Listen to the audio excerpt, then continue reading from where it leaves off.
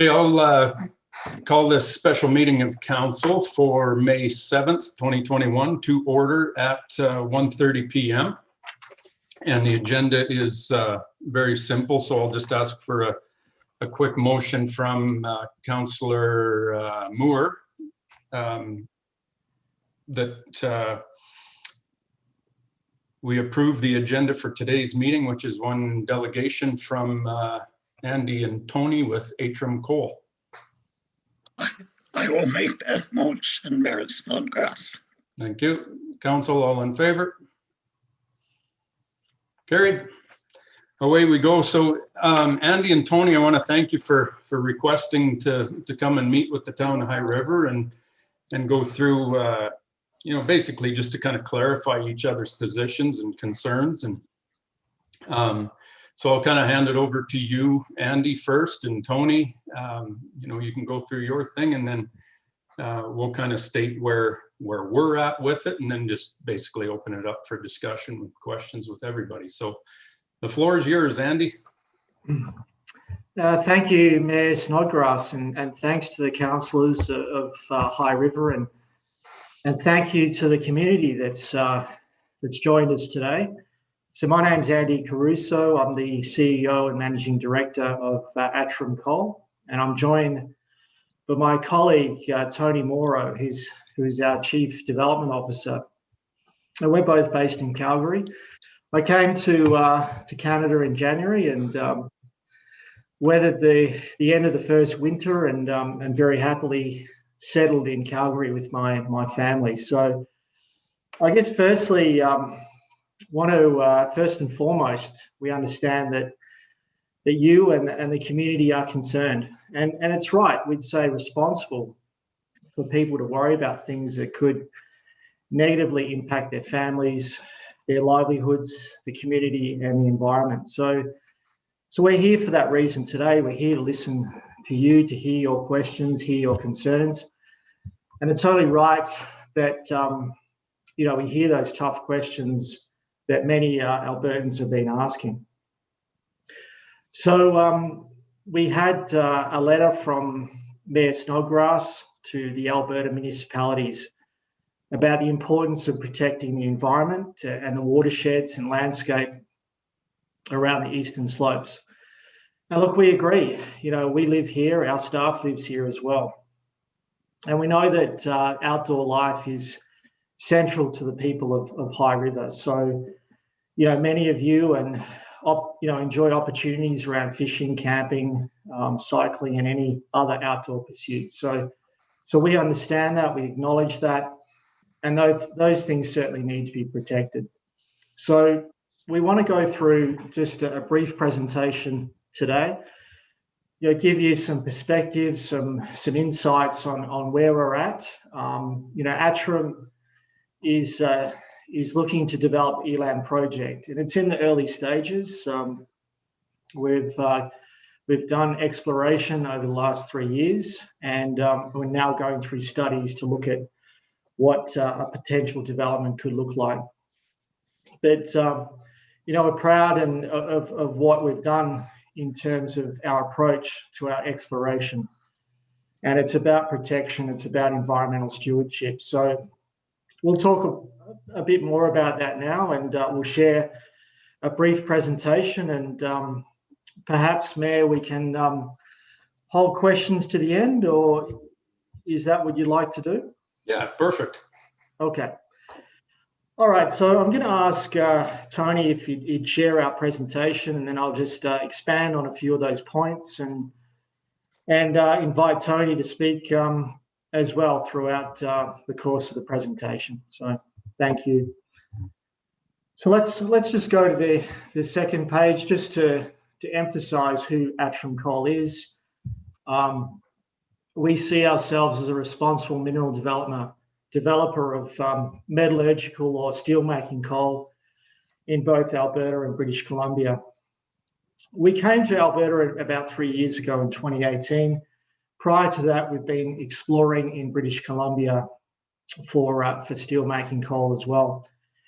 And, this represents our approach with our with our communities, with stakeholders and government. We want to have open and transparent communication, and that's really key to successfully moving forward and working with many people with vested interests in this. We're committed to environmental stewardship. We're committed to also minimising our footprint as well, and we can do that by things like potentially sharing infrastructure with other proponents to again limit that footprint when we develop the project. Really importantly, this is a metallurgical coal project, so that coal is used to produce steel, not to generate electricity. And that carbon that's generated from metallurgical coal is injected into the blast furnace with iron ore to produce steel. Probably accounts for 70-80% of steel that's made in the world today. And it's not only important for everything we use in our daily lives, but it's also important for the transition to a green economy. Wind turbines use about 70-80% steel. Solar panel arrays use steel as well. So it's just to acknowledge that steel remains a bedrock of our society. If we go to the next slide, we firstly want to talk about protection. Environmental protection, I think, is the first objective when we consider these developments. So it's about mitigating the impacts from our mining operations on the environment. So firstly, it's the pursuit and the adherence to strong environmental management practices and procedures. It also involves understanding the environment as it is today. So for the past 3 years, we've been doing baseline environmental studies, and that gives us all the necessary information around air quality, about water, vegetation, about wildlife, so we can get a comprehensive understanding of the natural environment as it is today, and then to understand the impacts and how we mitigate, manage, and return that landscape and ensure that we minimise any impacts on the environment. It's important to understand too that this is not only our objective, but it's regulated by provincial and federal legislation. And it includes post-mining as well. So it ensures that what is left behind is something that leaves a positive legacy. I'll now pass over to Tony, who'll talk more about water, which is one of the key concerns and key considerations for us in developing the project. Okay, thank you, Andy. The next two slides are broken up. Water diversion, the actual accessing of the water, and then the water quality piece. So talk a little bit about each of those, but really with respect to diverting water, Alberta Environment Parks has been really clear. The water allocations within the Oldman River Basin have not changed, and no new allocations are going to be granted to mining projects. And so, we understand those guidelines, and we will carefully follow those guidelines. The priority system, and this is an important part of the discussion, because there has been some talk about not enough water for downstream users, and again, we take that very, very seriously. Alberta's priority system ensures that existing water users, such as municipalities, ranchers, farmers, irrigation districts, maintain the priority of their licenses and will always have access to their allocations. So, in practical terms, if there is a portion of an existing allocation that we are able to secure, we would kind of be, I'll call it, on the low rung of the totem pole, if you will, such that if there was a low flow year, we would be required to cease withdrawals to protect the river flows and the aquatic environment before any of the existing users. So I think it's important for us to, just to make sure that we establish that distinction. We're not looking to take any water that hasn't already been allocated. And we certainly wouldn't want to take more than the river could support.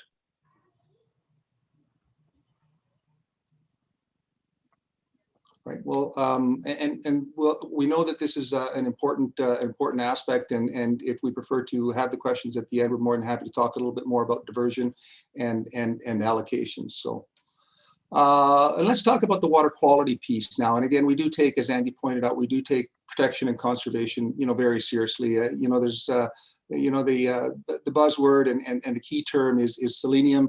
It is a naturally occurring non-metallic mineral that's found in rocks, soil, and water, and it's mobilized when it becomes when it comes in contact with. So when exposed rock or soils come in contact that are selenium bearing, come in contact with water, and that water mobilizes the selenium, and then it needs to be addressed. And so our project design and everything that we've been doing to date, it will prioritize maintaining water quality levels, which include selenium and nitrates at their natural levels. And so you might ask, how is that accomplished? Well, really, it's tried and true, capture and treat technology. And so we can talk a little bit about that later. Our plans have never called for any release of untreated water throughout the entire mine life. Our plans had always contemplated capturing any waters that have been influenced by mine activities, and running them through a primary treatment system and then a secondary treatment system, following which that water can either be reused or released, provided that we polish it up to surface water quality guidelines. Right. So wanted to make sure that we talk a little bit about what goes through our mind when we're planning a development such as this. And again, the last bullet there, work with the regulators to ensure that anything that we choose to discharge by way of treated water meets the parameters that have been established by both provincial and federal authorities.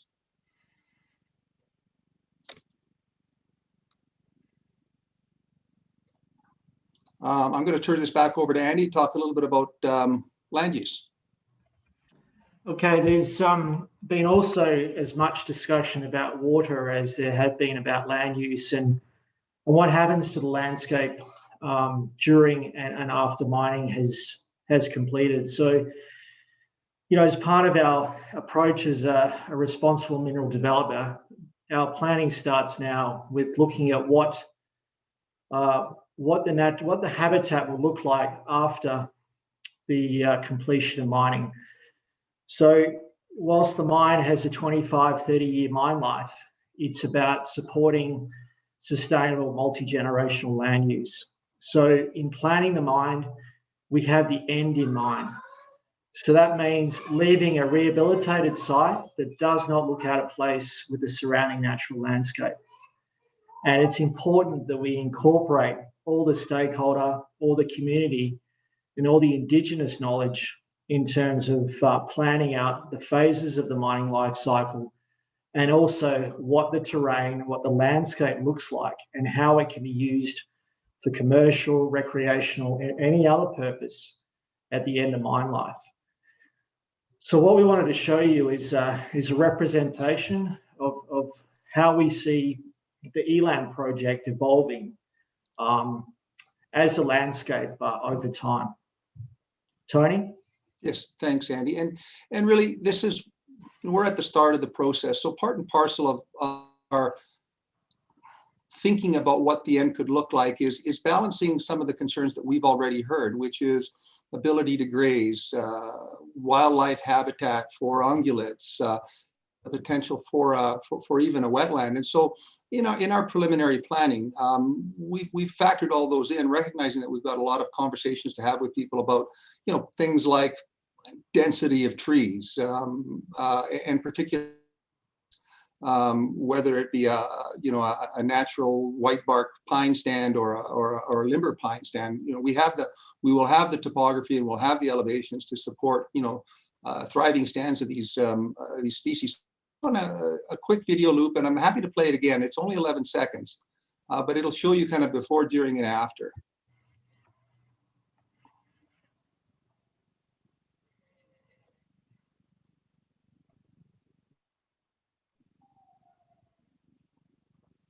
And really, with the after photo, we've actually left a water body at the end of the reclamation, which is designed to support aquatic life. But that could very easily be a wetland. You'll see that in kind of the lower right, we've made provisions, at least in our planning, to have an area that would enable grazing and foraging, and then really kind of at the top, at the higher elevations where those sensitive species are have been known to exist throughout the area, we would dearly seek to to repopulate that and reforest that at the top with those species. So really, again, sharing our vision. Recognizing that over the course of engagement with all stakeholders, we can decide how dense we want those trees, whether we want to put more trees in that grazing area, whether we want that pond to support a fishery, or whether we want it just to support other aquatic vegetation and life. So thank you. I will move on to the next slide. Whoops, there it is. Andy? Yeah, so look, I think just to emphasize earlier comments about developments being subject to stringent environmental regulations and legislation. So Canada has some of the most stringent in the world, and many of those are covered in this list here. So when we put in our development application, effectively our impact assessment in our project description, our project is subjected to those provincial and federal regulations and legislation. So importantly, once we've made our submissions, then there is an opportunity for public review and to challenge and test the company's adherence and approach with respect to that legislation. Much the same as what Grassy has gone through in its public hearing, we would too be subjected to that legislation and regulation. Also, key to point out that we have to post reclamation bonds before we start our development. So that's putting money aside that is essentially locked away and ensures that the company has to use those funds to rehabilitate and reclaim that land as per its design submission. So there's these controls, there's this regulation that governs the development of these projects. And I think it's important to state that many of these have emerged after the 1976 coal policy. So they're there to protect and ensure proponents like us do the right thing.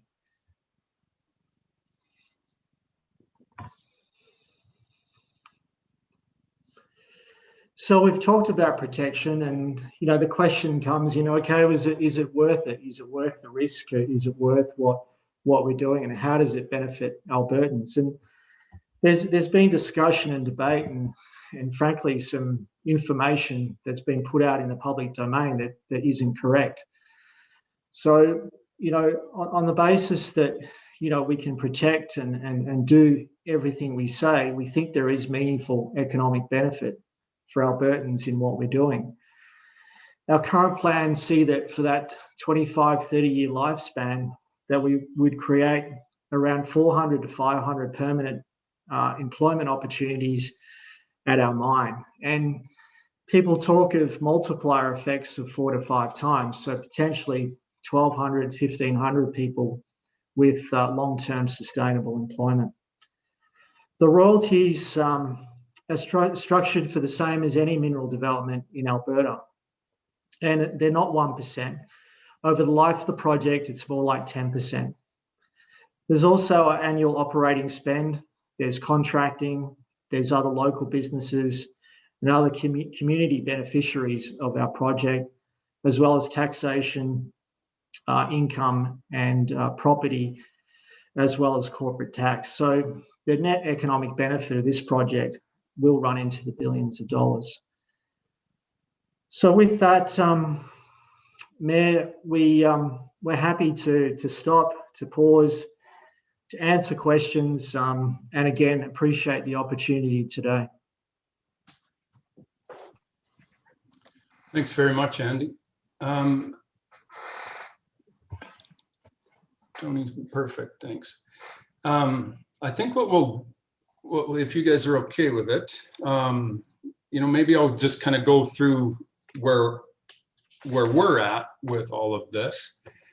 And then we can just kind of open it up to a general discussion, because I do have a couple of questions for you from your presentation, but just to kind of, make sure everybody's on the same page with the varying positions on this topic. I'll just kind of share with you where we're at and kind of where we started looking at this. And I think it's important to, to start and go back to the history of this issue as to where and how this all started, because it hasn't been pleasant for you folks. There's no question. It's been an up and down roller coaster that this government has put you guys through, and with how things were handled in the early days by our government, and how the people of Alberta were treated on this issue needs to be kind of clarified and spoke about. So, and I'll go back to looking at the Grassy and the tent projects down south. That those things have been in the works for years and years. The abandoned mines, and and they've been starting to kind of resurrect those projects, but very much so going virtually unnoticed by Albertans. Even when we travel through there, I always question, like, how could Crow's Nest Pass afford a brand new golf course? I just didn't get it. Like, I thought, oh, they must have something going on down here. Didn't really understand it, why they would be moving that. Had no idea what it was all about. And that's where I say even the downstream municipalities really didn't know a lot about either of those projects or what impacts they might have on them. But then when we get into the last election, coal mining was never, ever spoke about in any part of that election by any party. Not a mention, which I question, like, if it's such a massive economic job benefit, the economics are huge in there, why would that not have been part of either party's platform to be promoting that and how good this is all going to be? So, looking back now, it was probably a pretty good idea to keep it quiet on their part. But then we find out we know about all the backroom, the negotiations that were happening quietly between the coal companies, the Coal Association of Canada with Robin Campbell and, at the time, MLA Jason Nixon and our now Premier Jason Kenney. And, this stuff was all being worked on, but very quietly, nobody telling anybody anything. And, now, unfortunately for Atrum and for Albertans, the negative pushback that has come from it has been enormous. And, this is exactly why the government chose to handle it the way they did, was because they knew there was going to be this pushback. Although I think they drastically underestimated how enormous it would be, because this is not just an environmental stance fight against a resource project. It's not. It's much larger than that. But even testimony from a department head with Mike Morscott on some of this stuff, that he even spoke to it directly in testimony, that it was known that there would be pushback, so they decided not to mention it. Like, those are kind of my words to it, but that's the basics of what that statement was. I could bring it up if we need to, but once the UCP was brought into office, they made that fateful decision to quietly rescind that 1976 coal policy that was legacy of Premier Lougheed, and for the reasons of protecting the eastern slopes. They knew it back then, and that's why those provisions were in. Yes, there's gray areas in there that you could have done this and you got exceptions for that. Yes, you could have, but it was very clear from the Coal Association of Canada that that policy was a major hindrance for any exploration or mining activities in any category two land. So they just removed it. The problem is when they did that, Albertans found out, as though they were going to keep it quiet somehow. And it's opened up a can of worms that's not going to be closed. So, you know, all of us, myself included, you know, I'm no expert on selenium or any of the sciences behind all of this stuff. I don't really care to be, but I tell you what, I do feel as though I'm more than educated now to really know what the effects of these projects can be on our communities, and looking at, you know, what's gone on in the Elk Valley, et cetera, that you know, the risks are real and the risks are there. The other issue is that now that this is all kind of opened up with this category 2, now everybody's focused, like gotten massive focus on these Grassy Mountain and Tent Mountain projects that were cruising along quite comfortably. And now Albertans are really scratching their heads as to what's going on with those two. And I'll say one thing, to anybody watching this, the Grassy and Tent Mountain projects, they're not reclamation projects. It's not what they are. They keep selling, our MLA and our MP keep saying that these are reclamation, this is a good opportunity. No, you got to realize that those are going to be mining operations for the next 20, 25, 30 years, full on mining operations with the hopes of getting to reclamation, that everything's going to line up and be there at the end of the day. So, you know, this campaign is, I've been involved in since early January when this pointed out, and I'll tell you what, when I saw where category 2 lands and what they start to affect, and it does affect the Highwood River watershed when they get that far north, that's where we started to pay big attention, that this is not just a Crow's Nest Pass, Old Man River. This is massive. This is a big, big deal. So that's where I kind of started, and our council unanimously started to poke our noses in around in this thing to figure it out, because this is a fight with you know, concerned ranchers, farmers, food producers, environmental groups, hikers, sport fishing. I got a list, municipalities, and it's not a left wing, it's not a right wing thing, it's everybody. It's political right wing, it's political left wing. I've got emails from and friends involved in the venture capitalist world and the investment firms in the resource sector. They're all scratching their heads going, why is Alberta going into business like this? This is not making sense with the effects that it will have on our eastern slopes in this province. So that's where we've got to be real clear as to where all this is coming from. So, you know, Andy, when you asked me to, you know, if you could come to council, you know, I'm always open for this conversation. I think it's extremely important that everybody shares where we're at with this. You know, this is not a decision that the town of High River is going to make, and that's the way it's going to be in Alberta, right? That's not our jurisdiction. That's the government of Alberta's thing. But, you know, now that we have the coal policy committee in play, and they asked me to come and talk to them a couple of weeks ago now. And one of the requests that came out of that from the committee was that, you know, they wanted the town of High River to clearly state kind of where their stance is on things, and just make it real clear as to where we're at with it and where our concerns are. And they, you know, I mentioned, you know, there's other communities that share the same concerns. They said, well, okay, if you can get others on board and sign on to what you're proposing, then they take that in as part of their mandate with gathering all this information to report on it in November, as you folks know.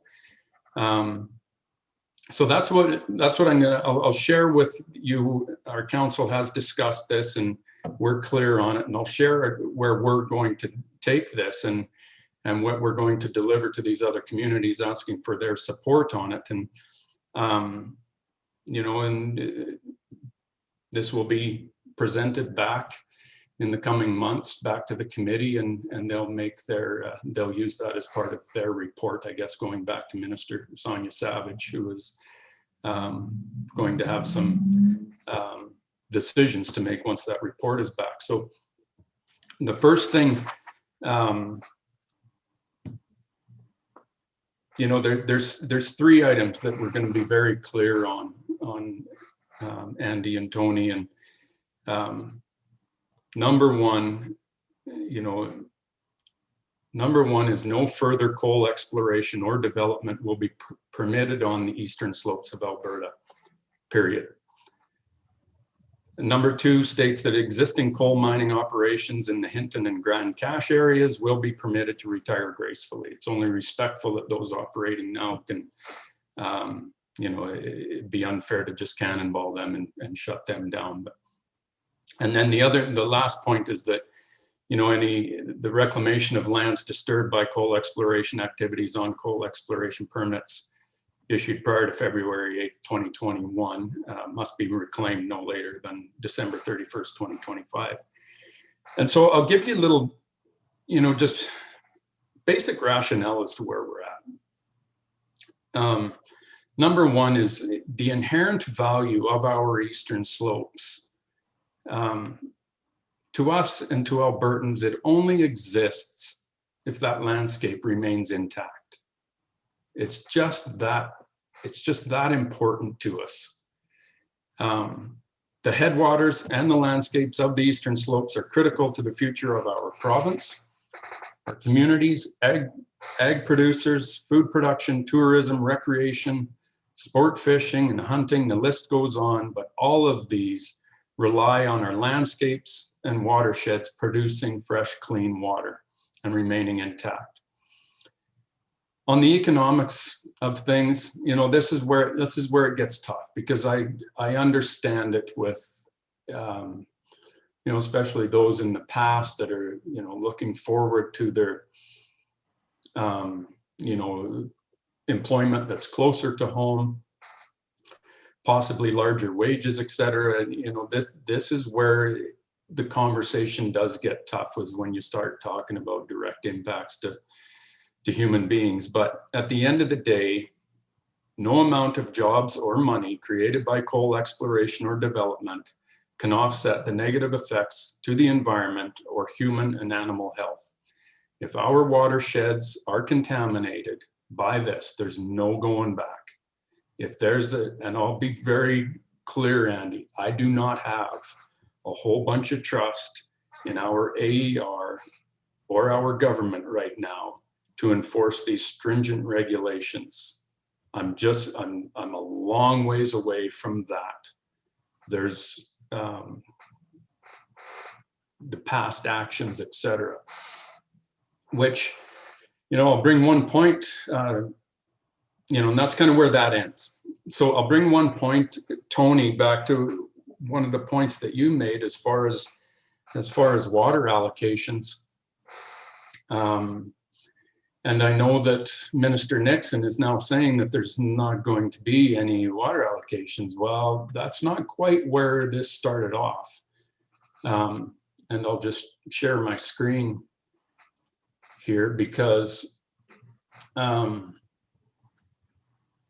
here's the document that was being shared, and our MLA, Roger Reed, was going around. This is dated November 20th, 2020.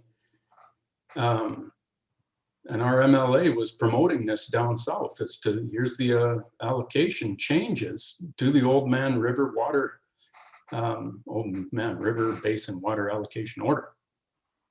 And if you go into page 11, here's the proposed amendments. Now, maybe this is all scrapped and shelved, but everybody has to understand that this was very much in play.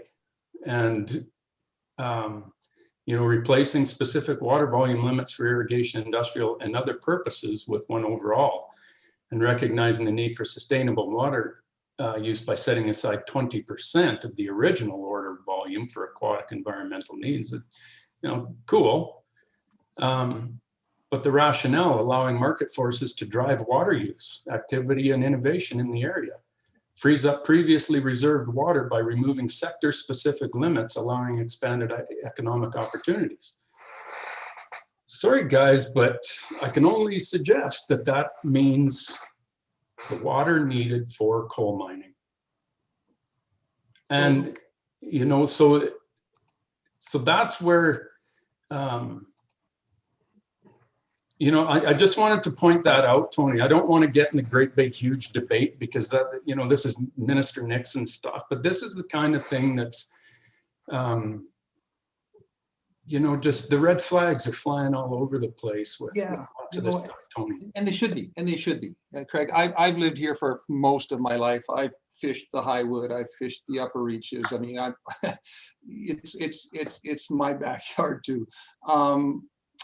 That the allocation, and I just wanted to just maybe put that into context. So yes, and I've been quoted in the media saying that we were looking to access that existing allocation. So when we talk about no new allocations, it means that there will be no new withdrawal permits based on the existing flows. But that allocation order, that Old Man River allocation order, that was water that was reserved by the province at the turn of the century, I guess, at the beginning of early 2000s. Sorry, and it's been largely unused or unaccessed by folks, and so yeah, we were seeking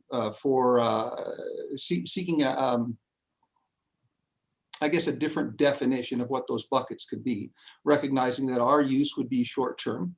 Right, but it was an existing allocation that the Crown reserved on behalf of Alberta, and so it was reserved because they felt at the time that it was prudent to reserve for the future, and regardless of the intent of who could access it, and so we were looking to see if we could potentially access that for our purposes. Again, over life of mine, following which it would be returned to the province, right? Yeah, and fair statement, Tony, absolutely. And it has to do with that 11,000 acre feet that was set aside when the Old Man Dam was put in place, that this was set aside for those that were affected by the construction of that dam. So, you guys are in business, and it's only, I'm not gonna point or fault you guys for trying to make your business model work. You need water to mine for coal. That's all there is to it. So, but I just wanted to point that out for clarification, because it has been, again, very disappointing in the wording that, Minister Nixon's trying to rewind that one, saying, no, that's never happened. Well, yeah, it was very much truthful and in the works that's what was happening. So, you guys, you're very clear with now, I hope, with kind of where we stand and why our protection, the water source, as a municipality, specifically as a municipality, our water supply is priority number one. If that gets affected in any way, it is absolutely, the risks associated with it are far too high for us to risk any contamination, because once it's there, you guys have no ability to rewind that. And that's, the tech thing, everybody's got an argument with tech. Well, it's, old stuff that happened before and we're better now, but and I don't know that they've proven that 100% either, but I just want to, that's kind of where we stand. That's where we're going to take our end. And again, this, it's just information that's going to be handed back to the committee with whoever else wants to be on board with our direction. And the committee does as they please with it, and then the government will do as they please with it. So I'll open it up for any other questions if councillors have other questions or comments for Andy or Tony. I'll go to Councillor Moore first, please. Thank you, Mayor Snodgrass. And thank you, gentlemen, for your presentation. I just want to make it very clear about the source, I guess, of our opposition, and that is that the Rocky Mountains in Alberta are probably the most pristine landscape in all of Canada and draw hundreds of thousands of tourists every year.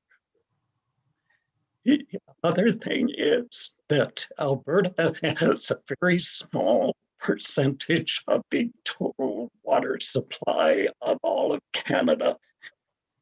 And in Alberta, if you dissect it in the middle to south and north, southern Alberta has only 20% of that small percentage.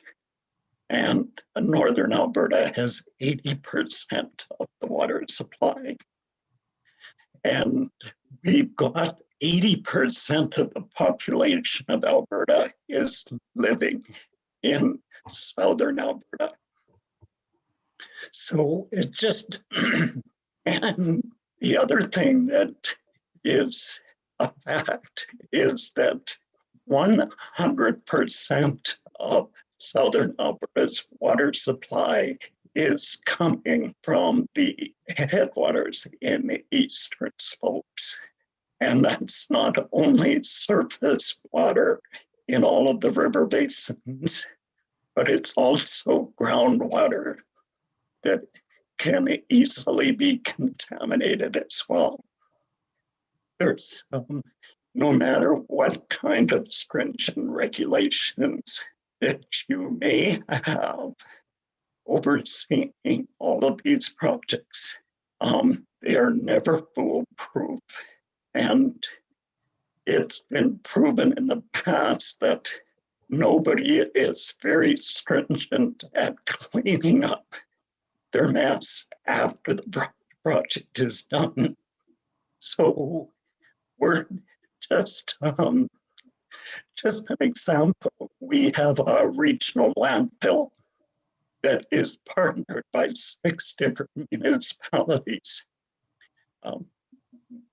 Life expectancy of that landfill is probably 50 years into the future, but we are required to maintain constant vigilance on monitoring the groundwater supply that runs under the landfill. And we have to put aside reserves, not bonds, but reserves of actual dollars for a post-closure, making sure that it's closed properly and the land is reclaimed. And that's several millions and millions of dollars that have to be put into reserves. And that is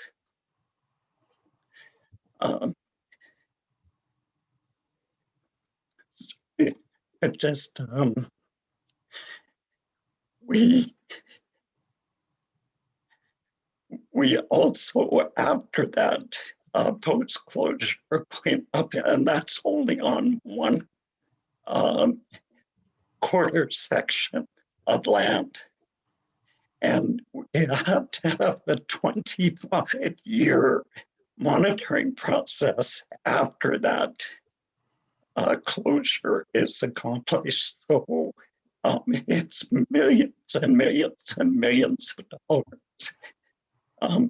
If you were to put that money into reserves, it would be a lot more plausible than posting a bond, which may or may not come to fruition in the future.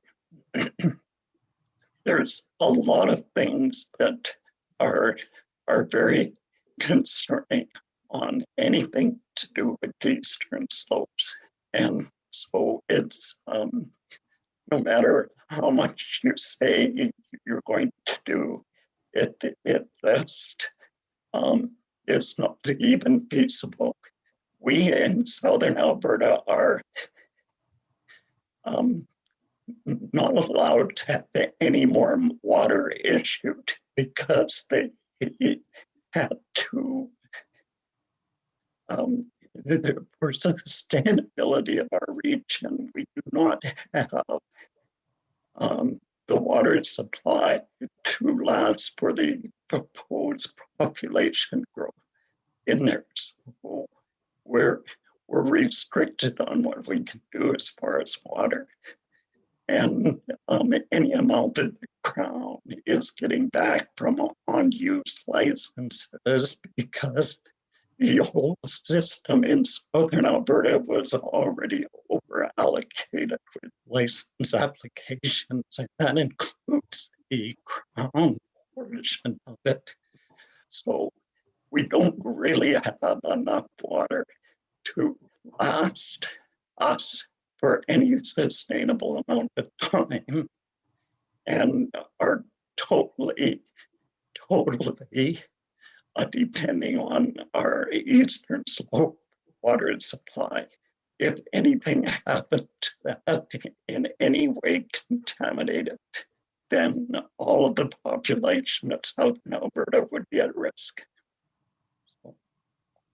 Just wanted to bring up a couple of points that are very important to me as an Albertan and to our community. Thanks. Thanks, Councillor Moore.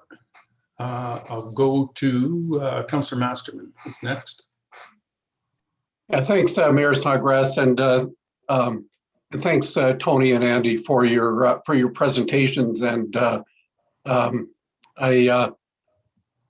think it's really important that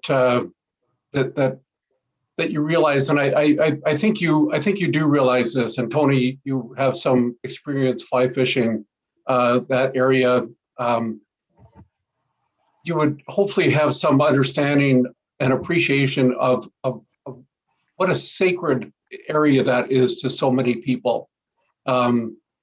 It's so important to us on a physical basis, a mental basis, spiritual basis. It's important to the people who make a living up there, ranching and tourism operators and people like that. It's important to the recreationalists. Certainly, it's really important to the downstream municipalities, not just in Alberta, but Saskatchewan and Manitoba as well. And it's an iconic area. It's such a critical area for wildlife and fish, including a couple of threatened species, bull trout, our provincial fish, and West Slope cutthroats as well. And we're just not prepared to take chances with the eastern slopes. We're not prepared to gamble on the eastern slopes. I fully agree with the mayor. I think the government sold you guys a bill of goods. I really do. They did things. They opened things up without Albertans knowing. They let coal companies know that Alberta was going to be open for business, and by decreasing the red tape, making it easier for the coal companies to operate. Once we found out about that, we felt really betrayed. And once a government betrays its people, it's really, really hard, if not impossible, for a government to win back that trust. We had more than 25,000 people respond to a survey that was put out by the Alberta government, right at the start of the consultation process. Just about all of those, according to the chair of the consultation committee and Minister Savage, most of those 25,000 plus were in opposition to coal mining. That's an astonishing number coming during a relatively short period. We've had other surveys that have been done that show about 70% of Albertans are opposed to coal mining on the eastern slopes.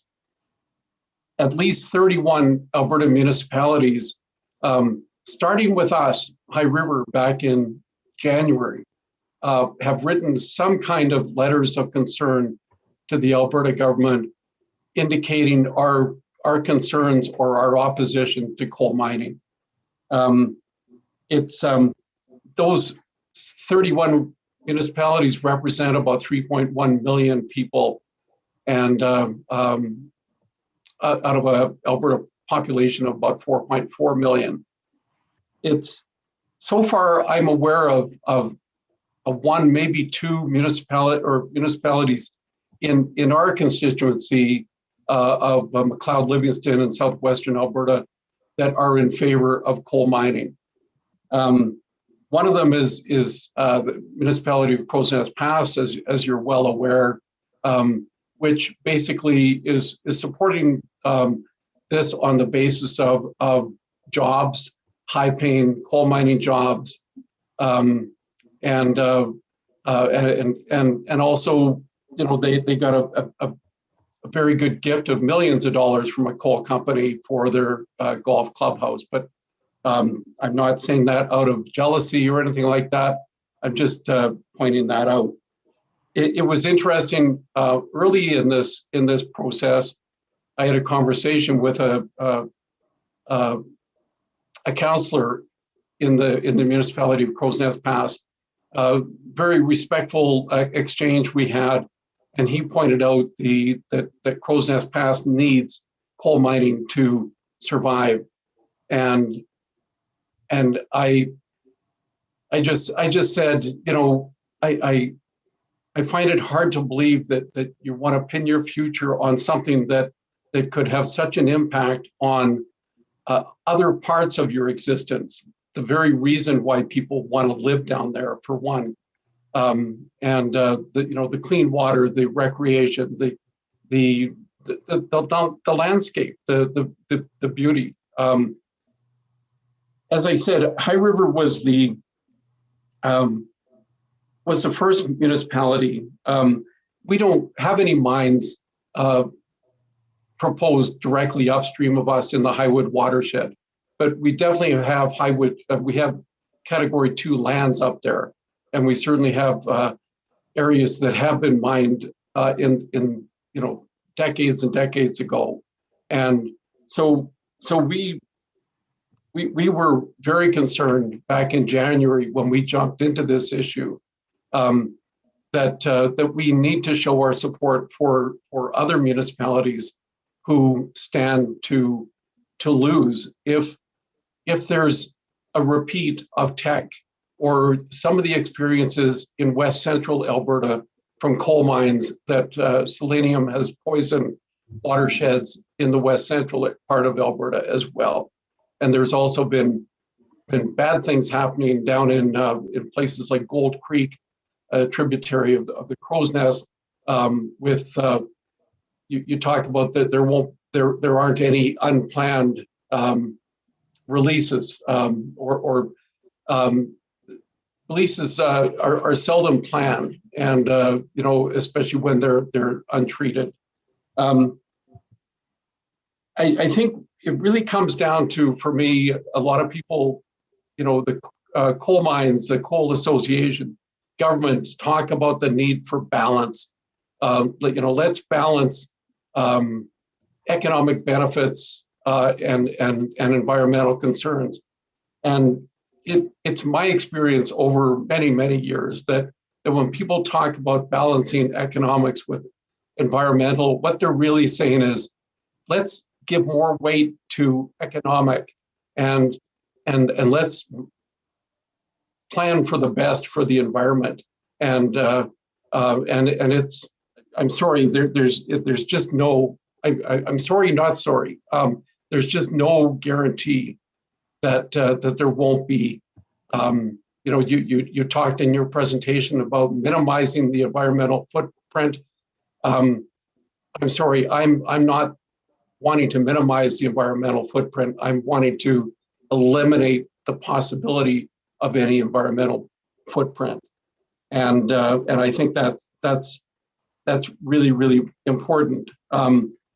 You know, the mayor mentioned that many of us don't have a lot of trust in the regulators, and that goes for both the Alberta Energy Regulator, which is industry funded, which has been very lax with the oil and gas industry when it comes to reclamation and other areas. Some of the decisions that the regulator has made related to the coal industry so far have been very generous and very you know, fast tracking decisions to fit the coal companies' schedule as opposed to the needs of wildlife and other things. So so there is a distrust, and I you know, again, I appreciate you guys, you know, Tony and Andy, coming here to, you know, to talk to us, especially knowing full well in talking to the mayor beforehand that you weren't walking into a Crow's Nest Pass council or a Fort Macleod council or any of the other councils that that might have that might be more welcoming. You know, Albertans, we like to be hospitable, and no matter where you're from. But this is a case that, I'm sorry, hospitality has no place in these minds right now. So I really appreciate it. Thank you.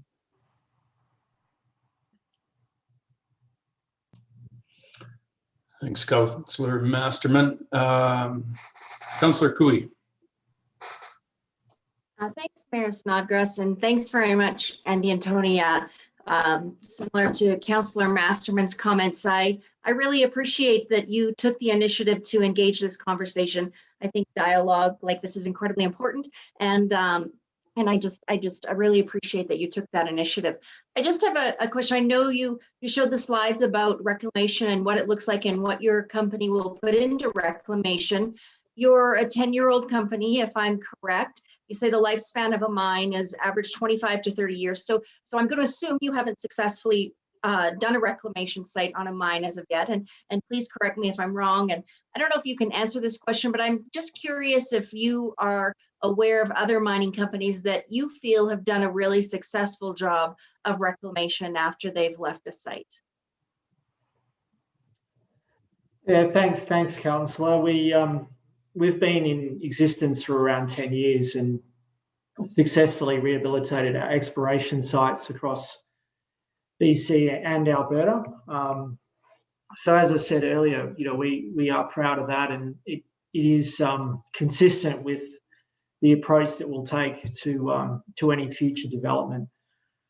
I spent probably 3 years with Alcoa of America and working in the southwest of Western Australia, which is a pristine environment and proudly not only espouses but achieves high levels of sustainability and regrowth of forests that can be returned back and used for lumber and used for restoring wildlife areas as well. So, you know, I had direct exposure and involvement into that work with Alcoa of Australia.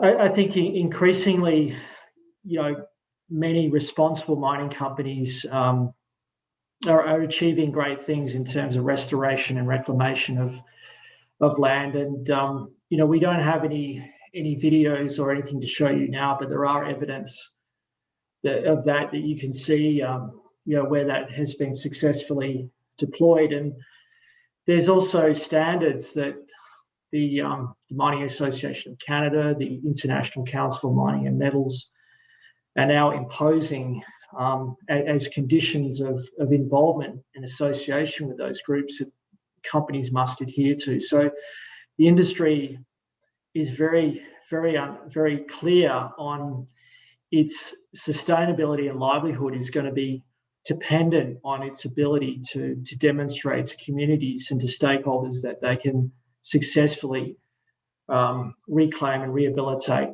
sites that have been disturbed. So, Councillor, we can certainly provide some example, and it's really important, whether it's land use or water, that we apply leading and best practice to our development plans. So I appreciate the question.